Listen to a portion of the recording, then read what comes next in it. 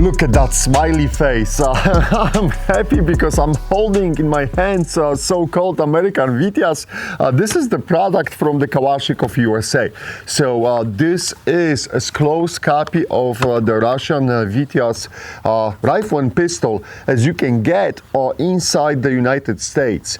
And this is of course made in USA, as I said, by Kalashnikov USA. This is the setup with the brace. This is exactly how I purchased that from the Prepper Gun Shop. By the way, outstanding service, highly recommended.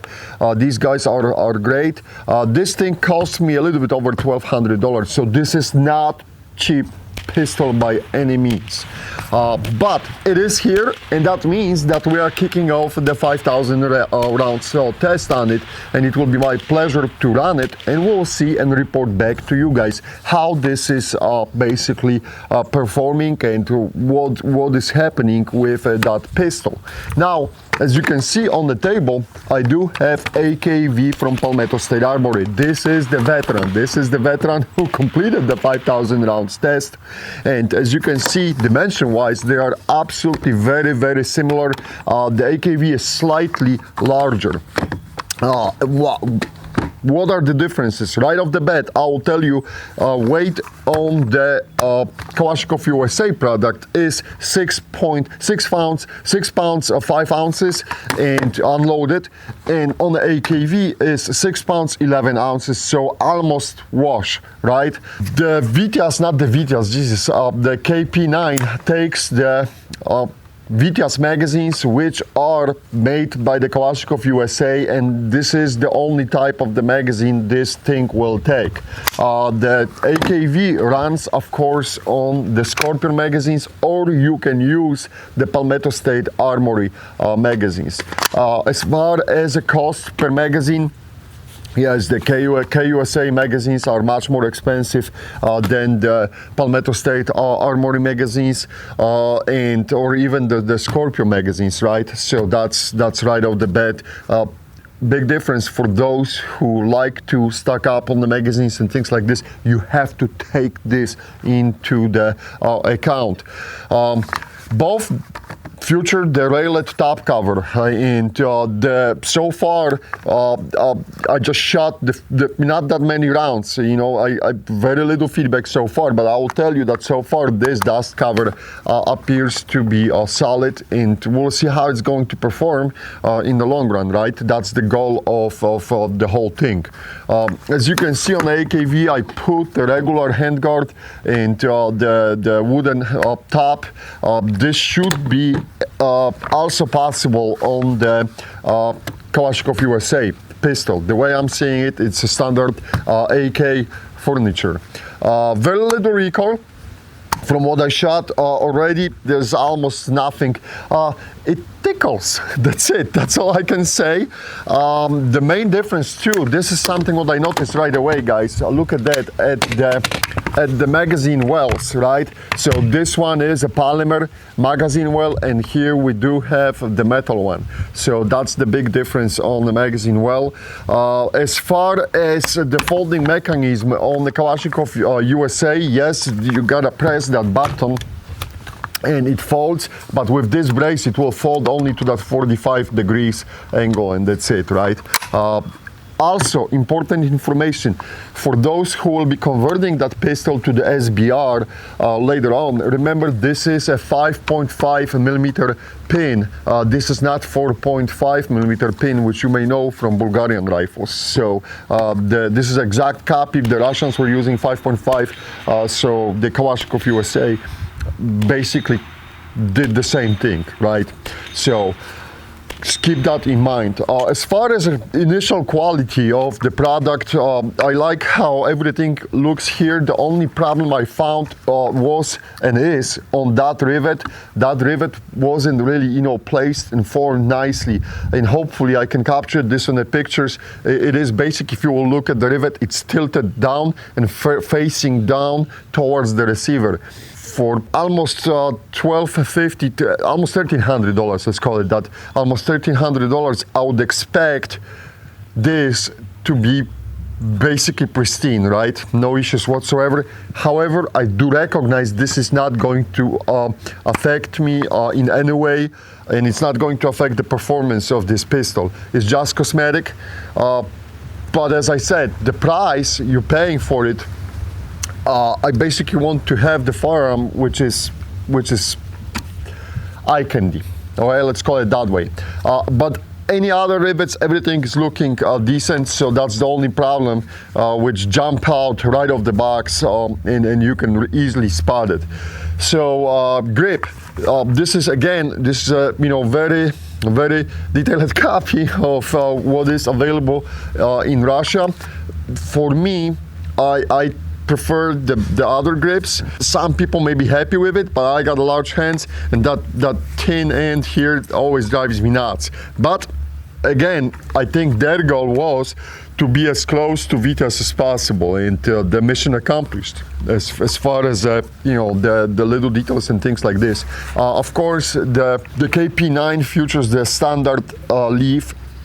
It's a slider. If you are familiar with AK sights, you will be familiar with that one. And then we have the muzzle brake, which is very effective so far from what I have seen, and the threads are set up to easily suppress this type of the weapon. You're not going to have any issues because it's a regular thread size known to American market, so nothing like 14-1 or anything like that. Kudos to the AKOU USA for doing it. You know what, guys, now I'll move the AKV to the side. Oh, of course, the big difference, right? So this was the almost $1,300, and this one is $799. So price difference too, right? You gotta keep that in mind. Now let me dig inside to the Kalashnikov USA product. The pistol came in completely dry, so before you go out and shooting, you always should swap the weapon and things like this, but it's some lubrication to it. Don't be that guy. Let me pull out the bolt carrier and the bolt, and it's kind of funny how you're removing it. You gotta be careful. There's like cutout notch. I will show you in the pictures. This is for the firing pin basically. But right off the bat, guys, see, this is the recoil spring.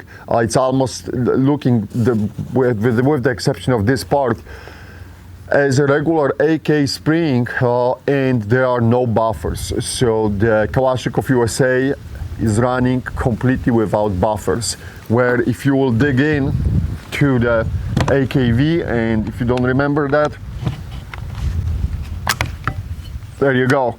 The AKV has, of course, the buffers on the recoil spring. So that's right off the bat, right? It's jumping out. Big difference. As far as the mechanism for the dust cover, it is, it holds up. Too early to say anything. It looks solid, okay? We'll roll with it. And then you got the standard, it looks like a micro AK inside. The same fire control group. There may be some modifications required if you will put the ALG. From what I'm seeing, ALG trigger, it should be doable. I don't know yet, okay? I will dig to it. But other than this, not much to see. Pretty much, as I said, it was completely dry. So keep that in mind when you will run it the first time. Use some lubrication. Don't be that guy, and give it a chance to run lubricated. Let me pop the lever, and we'll see how hard it will be to remove. Oh, this is not the gas tube. This is not the gas tube. By the way, here's something for the pirates operators. You know how hard. This is not the gas tube. This is a blowback system. This is basically to guide that rod. That's it. That's all it is. All right. So. But as I said, and you can see right away that the standard furniture should be, absolutely possible to put it in. And here we got the barrel, and not that much. The front post is set up the same way as it is on the AK. So you got that drum which you're adjusting left or right, and for the elevation you gotta screw in or screw out. I didn't touch it. This is how it came in, and I'll tell you it was zeroed very, very closely. So that's something nice to see. Now the front post is slightly to the left from when you're looking from behind the gun. So that's how it was, that's how it came, and as I said, it was extremely close. And I may check on the paper one more time, but on the steel targets I was able to hit and ram the steel and have fun with it right out of the box. So that shouldn't be an issue.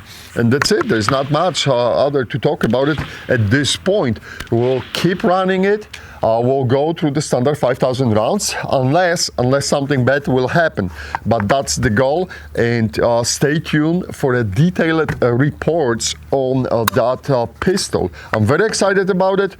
We started a little bit late on the KP9, and the reason behind it was to give the Kalashnikov USA a little bit briefing room to iron out any, any problems which they may have with the initial launch. So, I will like a lot of people is watching our videos and then something happens with the new product, whatever, and the people immediately jump on that company and kick it and almost slaughter them. So the idea was to give the Kalashnikov USA a little bit of the briefing room and wait when their product matures on the market and test it as it is right now. So let me push all this. All this belongs to the KP9, and as far as the AKV, that thing still runs. It's dirty, I just cleaned it a little bit, not that much, but it's still running. So this one is still alive.